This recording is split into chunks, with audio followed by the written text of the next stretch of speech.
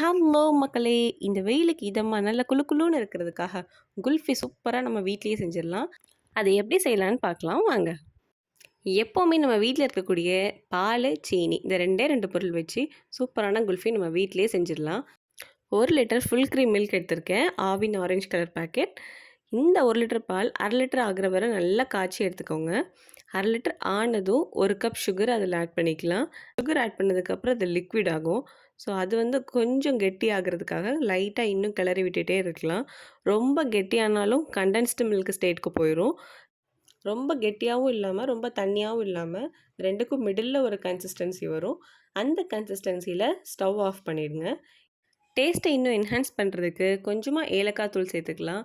அப்படி இல்லை நட்ஸ் கூட நம்ம கொஞ்சம் பொடி பண்ணி சேர்த்துக்கலாம்.